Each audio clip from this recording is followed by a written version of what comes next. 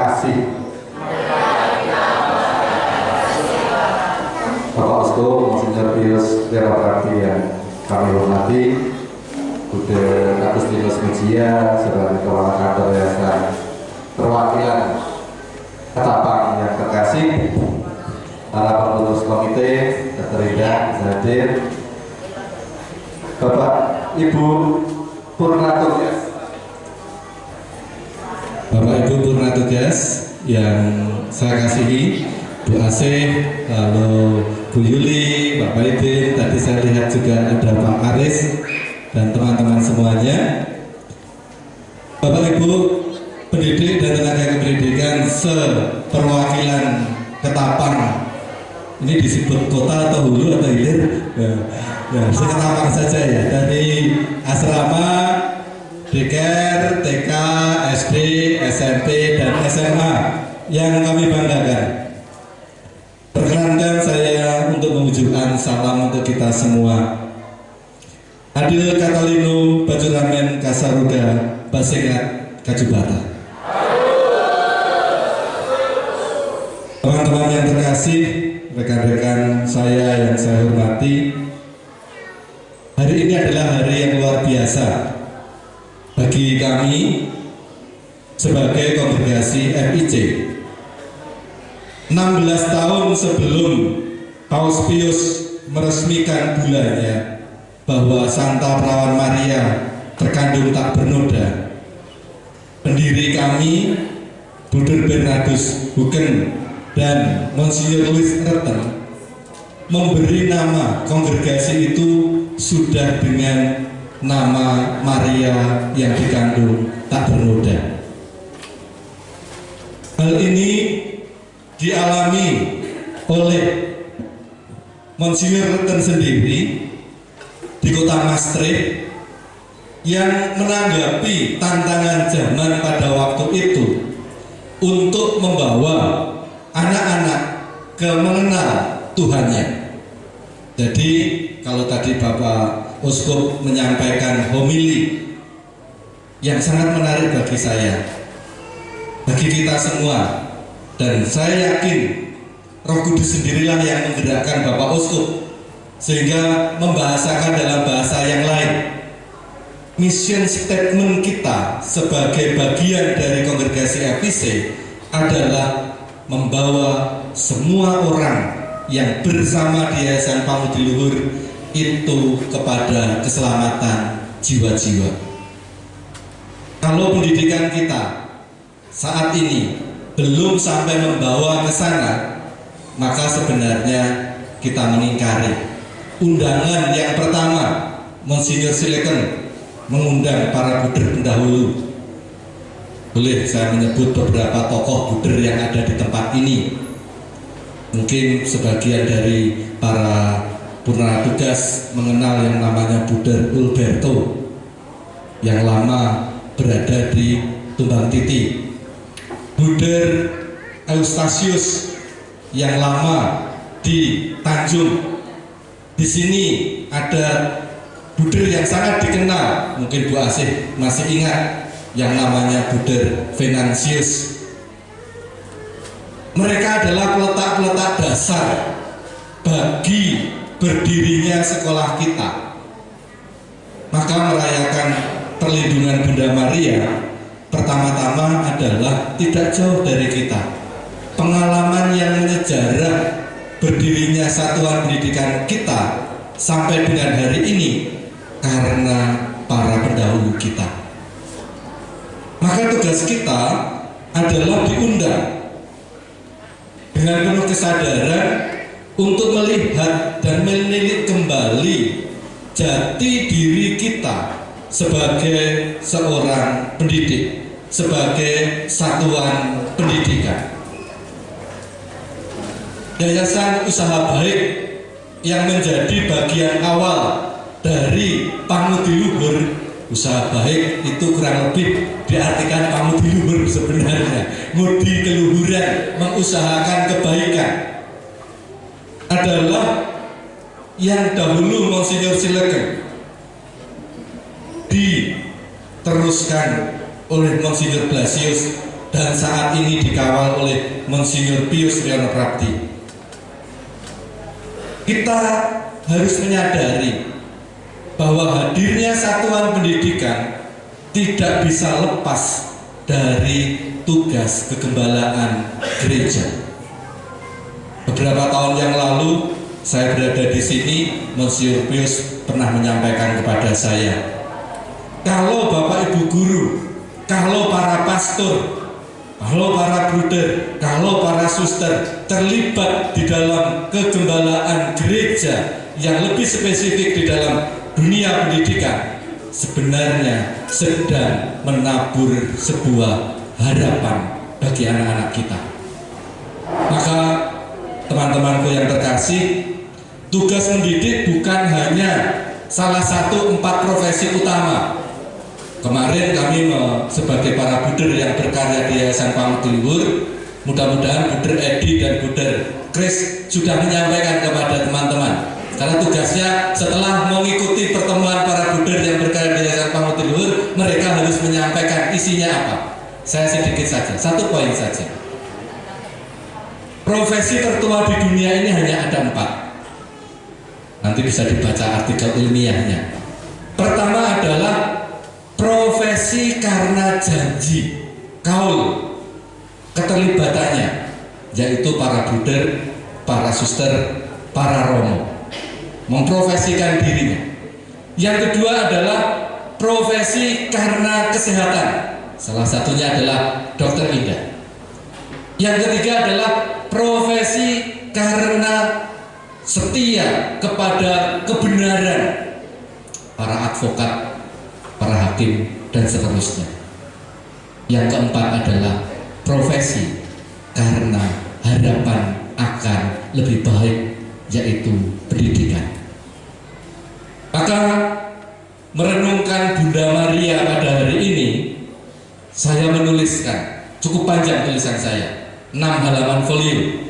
Mudah-mudahan para kepala sekolah sudah menyampaikan kepada para tenaga pendidik dan kependidikan. Sudah belum, Bunda? Belum. Nah, berarti PR saya untuk menjelaskan. Ya. Mohon maaf panjang ya. Gitu. Yang pertama adalah, kalau kita merenungkan Bunda Maria, pertama-tama kita hayati sebagai pelindung. Monsinyur Reten Buder Bernardus Hugen menyerahkan kongregasi kita, FIC, dan para buder pendiri Yayasan Pamudi Luhur menyerahkan karena apa? Saking percayanya kepada penyelenggaraan ilahi. Di belakang sini ada kata-kata kunci merevitalisasi tata kelola dan setia kepada nilai inti. Nilai inti Yayasan Pamudi Luhur sebenarnya cuma ada 4. Pertama adalah soal profesionalisme. Yang kedua, kasih. Yang ketiga adalah persaudaraan. Yang keempat adalah preferential for the poor, atau memperhatikan orang miskin. Letak value itu direnungkan. Kalau teman-teman merenungkan, apakah para pendiri kita yang tadi yang saya sebutkan, para pendahulu kita yang sekarang purna tugas, mereka profesional, bisa ditilik kembali. Dan ini salah satu tantangan kita, teman-teman di Ketapang ini. Kalau saat ini kita berdiri di unit kerja, berapa orang muda kita? Banyak atau sedikit? Orang muda kita banyak atau sedikit, Bapak Ibu? Di unit masing-masing? Banyak. Banyak. Berapa para sesepuh kita? Kalau kita tidak mampu secara profesional, tidak mampu meneruskan nilai inti kepada orang muda kita, sudah layak dan sepantasnya kita khawatir. Maka kalau tadi disampaikan bahwa Bunda Maria sebagai pelindung kita, mari kita sadar apa sih yang sebenarnya dihayati.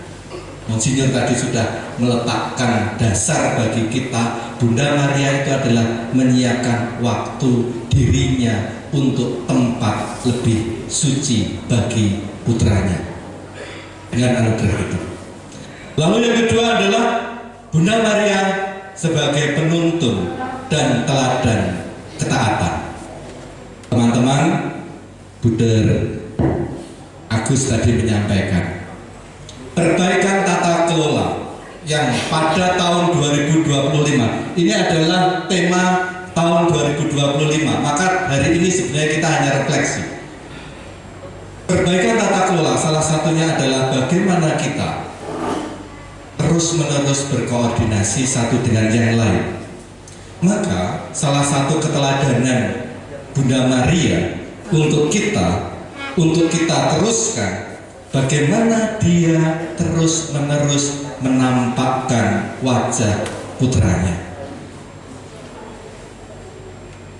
Maka teman-temanku yang terkasih, saya mengajak kita terus-menerus untuk di dalam menghadapi pelayanan pendidikan, kita setia untuk menemani peziarahan peserta didik kita. Kalau tadi Monsinyur menyampaikan bahwa pegang dahinya saja sudah jadi masalah, sepulang dari sini saya harus berhadapan dengan dua kasus besar terkait dengan guru yang, mohon maaf saya katakan, menyampaikan anak itu malas dan tidak berbakat alias lama. Kita yayasan menghadapi somasi itu. Pulang dari sini, saya sudah atur jam berapa saya ketemu mereka. Kemarin hari apa Buder kita datang ke sini ke Tumpang Titi? Hari Jumat. Saya harus menghentikan satu pegawai kita karena tidak layak. Tadi yang dikatakan Monsinyur, nggak sehat secara mental, terjerat pinjol, terjerat judul. Ya saya harus mengatakan lebih baik berhenti atau saya pecat. Saya hanya 10 menit pada waktu itu menemui dia. Bapak secara fisik sehat, tetapi kok secara mental tidak sehat, saya katakan gitu. Nah, begitulah. Maka perbaikan tata kelola salah satunya adalah bagaimana kita meletakkan proses pelayanan kita kepada keseriusan dalam mengelola memanage satuan pendidikan. Maka teman-temanku, menghayati perlindungan Bunda Maria bukan hanya soal devosi, tetapi bagaimana kita mencecap pengalaman Bunda Maria untuk karya kerasulan kita. Yang kedua yang ingin kami sampaikan adalah kita harus menyadari sampai pada komunitas kita adalah komunitas pendidikan yang berpengharapan. Kita percaya hadirnya gereja dalam komunitas pendidikan adalah jalan keselamatan dan ladang penaburan harapan. Jalan keselamatan untuk apa? Kalau Bapak Ibu datang ke sekolah tidak, tadi Monsinyur menyampaikan, memiliki perencanaan, sedangkan kalau teman-teman guru datang ke satuan pendidikan, datang ke kelas, belum memiliki rencana, kalau kepala sekolah tidak mempunyai rencana tahunan, tidak mempunyai agenda yang jelas, kalau orang Jawa mengatakan pagi beli, siang tempe, malamnya jadi tempe goreng atau tempe gembus ya. Nah, sebenarnya kita dengan, kalau saya mengatakan, kalau kita gagal merencanakan, sebenarnya kita sedang merencanakan kegagalan. Maka jalan keselamatan harus kita urai. Kalau saya memiliki capaian pembelajaran sekian, waktu anak-anak supaya memiliki kompetensi tertentu kita urai. Maka seringkali saya datang ke sini. Kalau Bapak Ibu guru masih merasa bahwa terbebani administrasi pembelajaran sebagai administrasi bukan cangkul Anda, bukan perangkat kerja saudara, maka sebenarnya Anda sedang merencanakan kegagalan bagi Anda sendiri dan juga anak-anak. Perencanaan yang harian, laksanakanlah harian. Perencanaan tahunan, ya laksanakanlah tahunan. Perencanaan semester, laksanakanlah semester. Sehingga tidak menimbun semuanya di belakang. Maka ada hari yang pada waktu Bapak Uskup menyampaikan kepada saya, hari kalau dalam bahasa sini, hari ribut, maka di situ hari berangkut. Benar ya? Atau apa? Pepatahnya gimana? Hari ribut, hari berangkut. Di mana Anda itu sedang ribut, maka disitulah Anda berangkut. Saya mungkin tidak tepat untuk memberikan bahasa terkait dengan bahasa Dayak. Ladang penaburan harapan, sebenarnya kita sekolah, satuan pendidikan menjadi tempat untuk menyemai harapan masa depan anak. Program, kegiatan, materi ajar itu fasilitasi. Program, materi ajar itu adalah wadah. Yang dibangun adalah kompetensi. Maka kalau ibu bapak ujiannya hanya sekadar apa, mengapa, merangkum dan lain sebagainya, saat ini dengan kemajuan teknologi kita dengan mudah dijawab oleh ChatGPT, dijawab oleh Gemini, dijawab oleh LM dan seterusnya. Tetapi kalau anak-anak diajak untuk kreatif, diajak untuk kritis, diajak untuk mampu berkomunikasi dengan baik, berkolaborasi, itu yang dibutuhkan.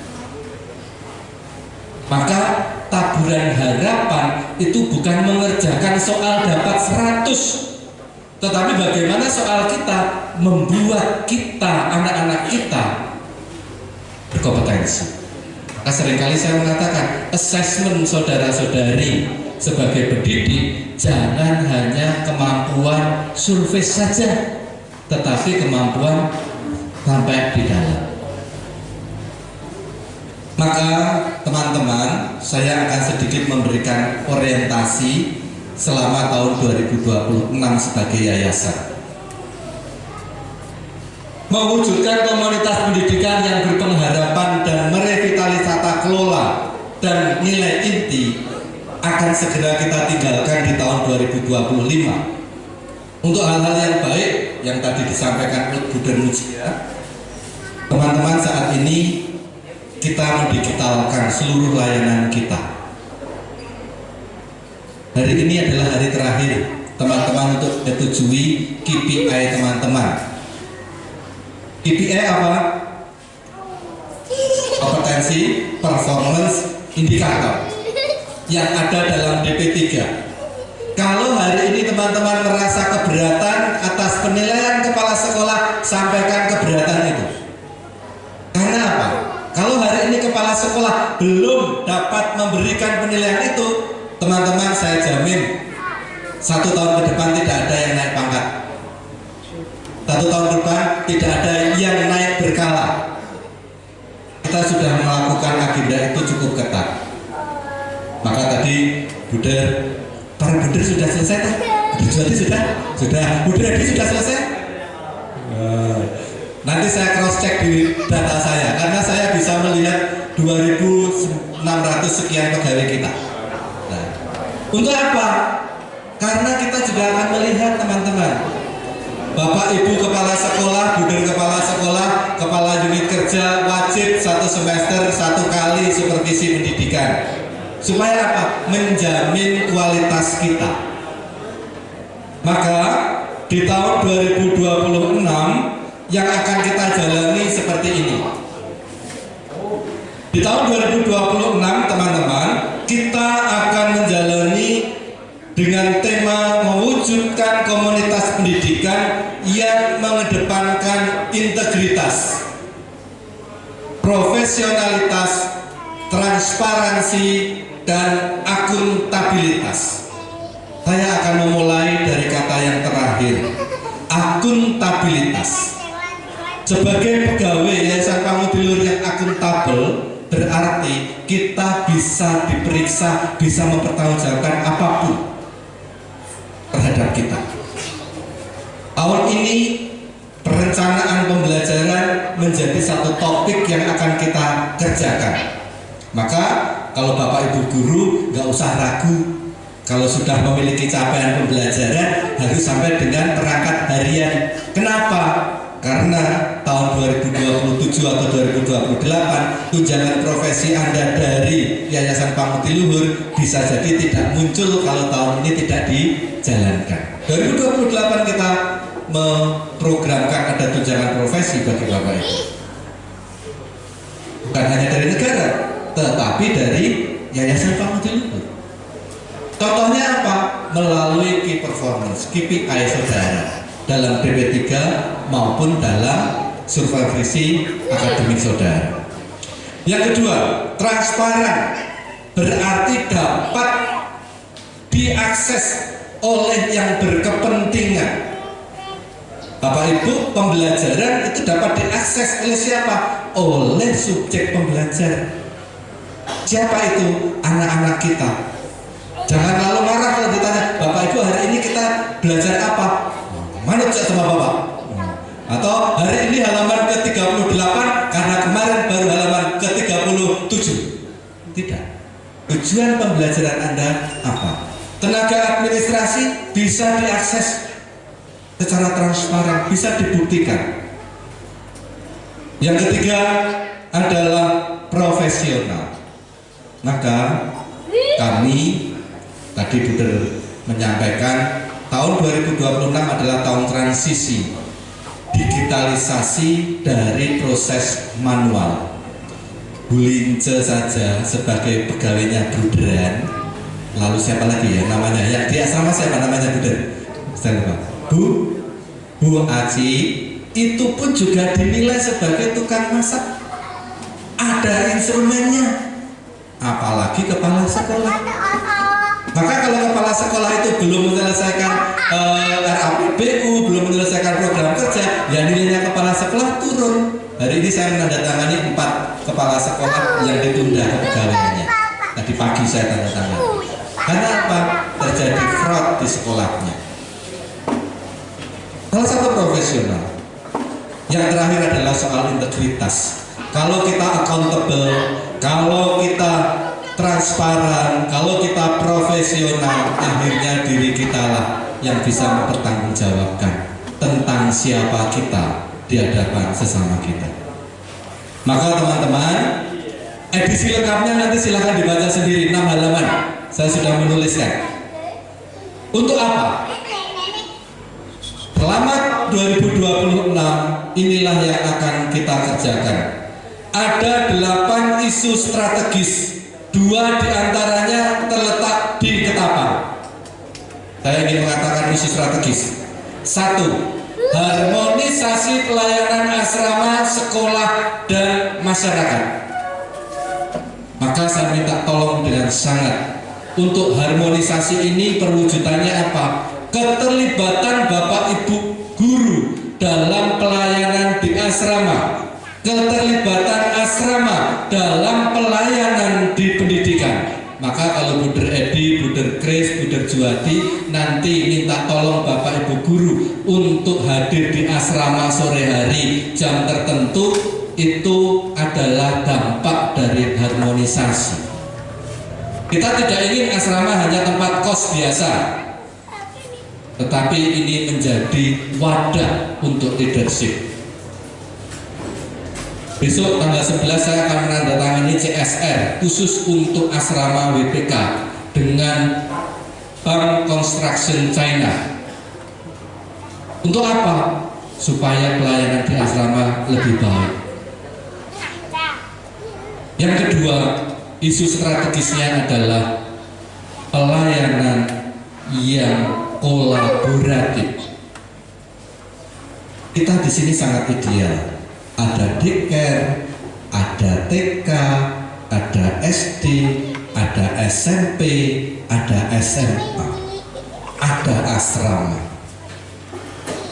Komposisi pendidikan yang ideal ini akan menjadikan bukti apakah kita layak dipercaya oleh masyarakat atau tidak.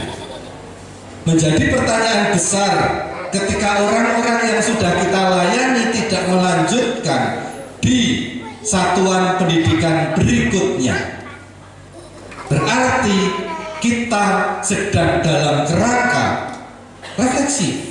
Apakah memang kita tidak bisa meyakinkan para orang tua, para siswa kita di berikutnya itu lebih sesuai dengan kebutuhan kita?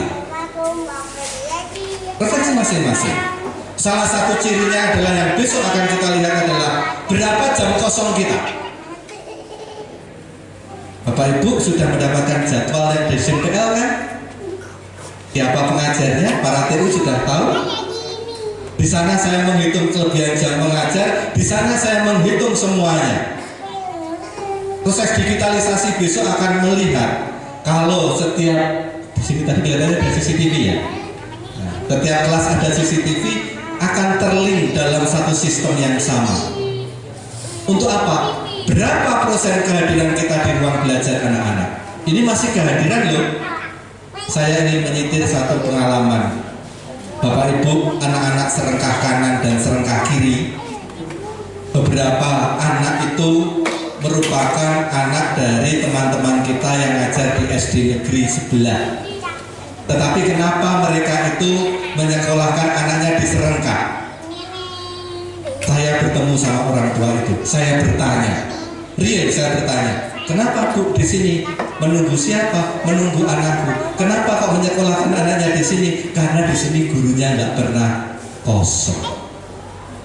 Satu hal kecil, belum kualitasnya loh. Ini salah satu ciri. Kalau kelas kita banyak yang kosong, maka sebenarnya kita tidak dalam kerangka profesional. Dan besok ini secara sistematik pasti akan terlihat. Maka akhirnya kelihatannya sudah 20 menit saya ngomong. Saya ingin mengatakan satu, teman-teman, dua isu strategis terkait dengan diketapan akan kita jalani di tahun 2026.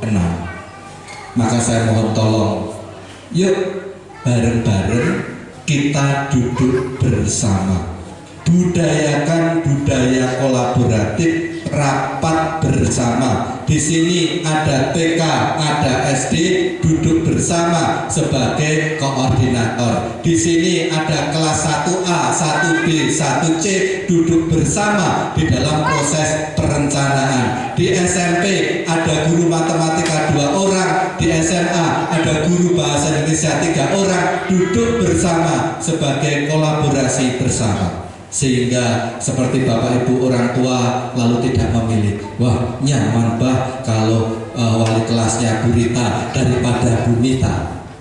Kenapa? Karena itu ketidakstandardan pendidikan kita, tidak pernah duduk bersama. Wadahnya jelas, konteksnya jelas, budayakan itu di dalam sebuah tata kelola yang baik. Akhirnya terima kasih para pendahulu saya, Bu Asih, teman-teman para purna tugas. Terima kasih Bapak Uskup yang masih mempercayai kami, dan semoga apa yang sudah kita usahakan di tempat ini dari hari ke hari semakin lebih baik. Satu titik kecil, 2016 kita mengubah sistem penggajian kita. 2016 ke bawah Bapak Ibu masih menerima yang namanya tunjangan kemahalan, bener ya? 2017 kita berkeadilan, kita ubah menjadi tunjangan kehadiran. Karena pada waktu itu yang mahal itu ternyata belum hadir. Maksudnya yang mahal itu hadirnya di sekolah terlambat. Kita ubah. Saya sadar benar karena saya yang mengusulkan. 2027 kami mencoba meminiaturkan bahwa tunjangan profesi 2008 untuk kita bukan seperti modelnya guru pegawai negeri yang punya sertifikat tetapi berbasis kinerja. Kalau perangkat pembelajarannya 60%, ya dapatnya 40%. Rancangan pembelajarannya 80%, ya naik. Kalau mampu A, mampu B, maka DP3 supervisi merupakan pembiasaan bagi kita bersama. Saya sudah dikode supaya segera selesai. Ya, terima kasih Bapak Ibu. Hal-hal pokok silakan dibaca sendiri dan semoga dalam waktu dekat teman-teman bisa bertemu di unit kerja sehingga proses di tahun 2026 bisa berjalan lebih baik. Terima kasih, saya serahkan kepada Bapak